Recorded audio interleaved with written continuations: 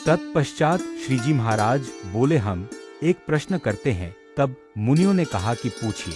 तब श्रीजी महाराज बोले कि 69 के दुर्भिक्ष के समय हमें 1 महीने तक जब नींद नहीं आती थी, तब ऐसा आभास होता था कि हमने पुरुषोत्तमपुरी में जाकर श्री जगन्नाथ जी की मूर्ति में प्रवेश करके निवास किया है। वह काष्ठ की मूर्ति थी, फिर भी हम उसके नेत्रों से सबको देखते रहते थे। पुजारी के भक्तिभाव और छल कपट को भी देखते थे। अपने सत्संग में जो समाधिनिष्ठ पुरुष रहते हैं, वे भी इस प्रकार समाधि द्वारा दूसरे के शरीर में प्रवेश करके सबको देखते हैं तथा समस्त शब्दों को सुनते हैं। शास्त्रों में भी ऐसे वचन हैं कि शुकदेव जी वृक्ष में रहकर बोले थे। इसलिए महान सत्पुरुष या परमेश्वर अपनी इच्छा के अनुसार किसी भी स्थान में प्रवेश करने की सामर्थ्य रखते हैं। अतः परमेश्वर ने अपनी आज्ञा द्वारा जो मूर्ति पूजन करने के लिए दी हो, वह 8 प्रकार की होती है तथा उसमें स्वयं भगवान साक्षात प्रवेश करके विराजमान रहते हैं। भगवान का जो भक्त उस मूर्ति की पूजा करता हो, तो उसे उस मूर्ति की मर्यादा का पालन वैसे ही करना चाहिए।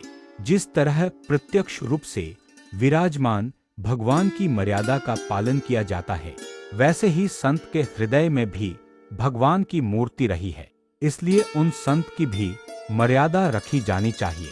किंतु वह भक्त तो ऐसी मर्यादा का लेश मात्र भी पालन नहीं करता और उल्टे वह मूर्ति को चित्र का पाषाणादिक समझता है तथा संत को अन्य पुरुषों के समान मानता है। भगवान ने तो अपने श्रीमुख से ऐसा कहा है कि मैं अपनी 8 प्रकार की प्रतिमा तथा संत में अखंड रूप से निवास करता रहता हूँ, और यह भक्त तो भगवान की प्रतिमा तथा संत के समक्ष स्वेच्छा से अविवेक पूर्ण आचरण करता रहता है, परंतु भगवान से लेश मात्र भी भयभीत नहीं होता। उसे भगवान का निश्चय है या नहीं, यह प्रश्न है। तब परमहंस बोले, जब यह भगवान को अंतर्यामी मानकर भी मर्यादा नहीं रखता, तो यही प्रतीत होता है कि उसमें भगवान का निश्चय ही नहीं है। इसके पश्चात श्रीजी महाराज बोले, उसे निश्चय तो है ही नहीं तथा बाह्य रूप से भी वह पाखंडपूर्ण भक्ति करता है, तो उसका कल्याण होगा या नहीं। फिर संत बोले कि उसका कल्याण नहीं होगा।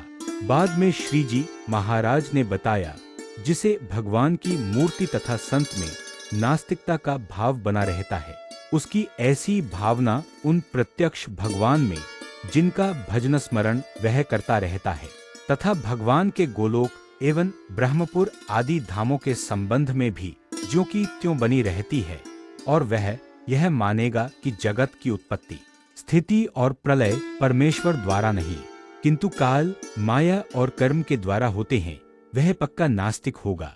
तब मुक्तानंद स्वामी ने पूछा, इस नास्तिकता का कारण पूर्व जन्म का कोई कर्म है या कुसंग?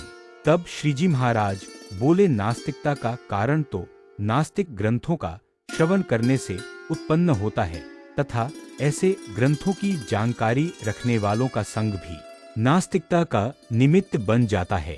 काम, क्रोध, लोभ, अहंकार, मान तथा ईर्ष्या का भाव भी नास्तिकता का कारण हो जाता है, क्योंकि इनमें से यदि किसी का भी प्रभाव उसके स्वभाव पर पड़ता है, तो वह नारद संकादिक जैसे साधुओं द्वारा समझाए जाने पर भी उसकी बात नहीं समझ पाता। यदि वह श्रीमद् भागवत जैसे आस्तिक ग्रंथों में प्रतिपादित जगत की उत्पत्ति, स्थिति तथा प्रलय रूपी भगवान की लीला का श्रवण करेगा तथा भगवान और संत के महात्म्य को समझ लेगा, तो उसकी नास्तिकता मिट जाएगी और आस्तिकता की भावना उत्पन्न हो जाएगी। इति वचनामृतम 68।